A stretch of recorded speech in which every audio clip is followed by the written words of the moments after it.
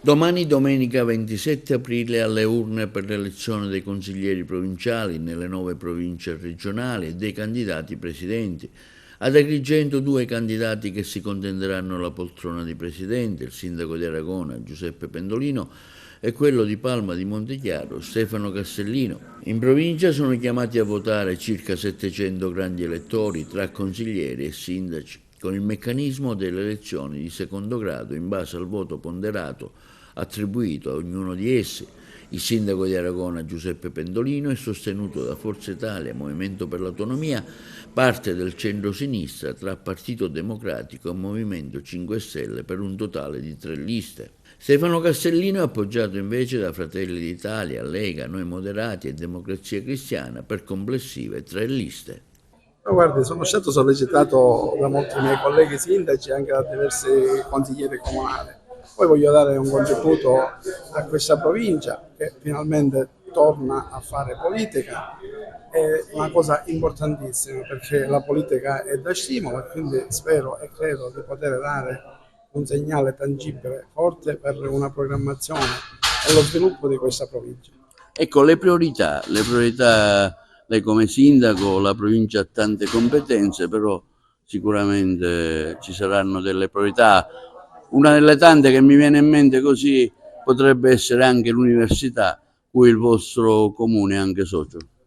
Sì, innanzitutto la scuola, ecco, per dare subito un impulso alla ristrutturazione di tutti gli edifici scolastici, dare la possibilità, ecco, agli alunni di poter fruire di tutte le strutture e con laboratori e tutto quanto serve per una scuola degna di tale nome. Poi la viabilità, principalmente perché specialmente nelle zone interne abbiamo una viabilità precaria, e poi un occhio particolare sul turismo per lo sviluppo proprio di questo territorio, perché abbiamo delle coste meravigliose, abbiamo delle loghi meravigliosi e quindi bisogna, ecco, programmare, progettare e dare sviluppo a questa martoriata terra che in questi ultimi tempi è stata anche oggetto di diffamatorio da parte di diverse testate nazionali e regionali. Sindaco, come mai non si è divenuti a un accordo unitario? Il centrodestra, diciamo,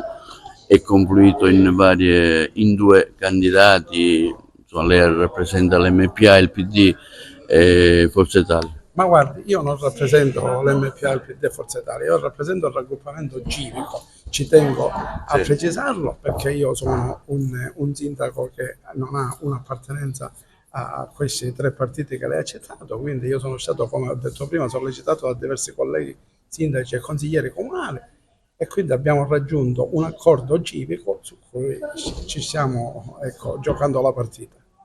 Io sono il candidato di una parte sicuramente del centrodestra, con Fratelli d'Italia, Democrazia Cristiana, Noi Moderati, Lega e UDC, che ringrazio di cuore per il loro aperto sostegno, ma mi sento di essere il candidato di molti amministratori, colleghi sindaci, consiglieri comunali che conosco da diversi anni, con i quali abbiamo sempre collaborato e spero di rappresentare nell'ente provincia il buon governo, la capacità di amministrare, l'essere al servizio di una comunità, l'impegno, la professionalità e la passione e la dedizione per un territorio. Lei è stato già consigliere provinciale, ricordiamo, ecco, quindi conosce bene le priorità e i meccanismi del libero consorzio. Ecco, le priorità che lei darà in caso di elezione?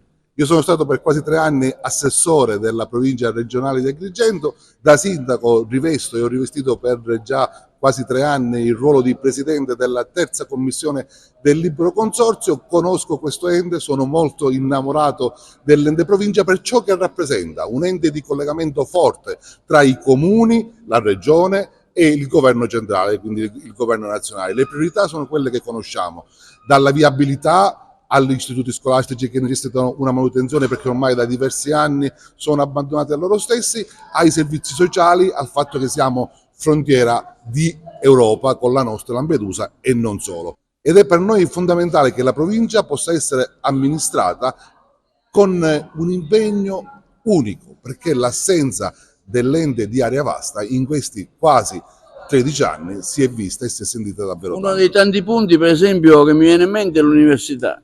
Assolutamente, l'università, io ricordo che all'epoca la provincia era vitale, forte a sostegno dell'Università di Agrigento e deve ritornare a esserlo, non solo per la città di Agrigento, ma per tutti i comuni che all'epoca erano coinvolti e che adesso hanno rasentato la marginalità.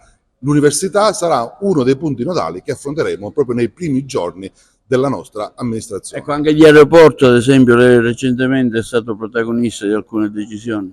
Insieme ai colleghi della terza commissione abbiamo seguito e portato avanti quello che arrivava da input importanti da parte del governo nazionale, dall'onorevole Pisano, al ministro Salvini e a tutti coloro i quali, ripeto, in tutto l'arco costituzionale stanno seguendo questa importante infrastruttura. Capisco che i nostri concittadini dopo 60 anni di parlare di aeroporto saranno scettici, ma non dovrà mai mancare per l'attività nostra locale e la provincia sarà il punto nodale per far sì che questa volta l'aeroporto di Agrigento possa diventare realtà e non più un sogno.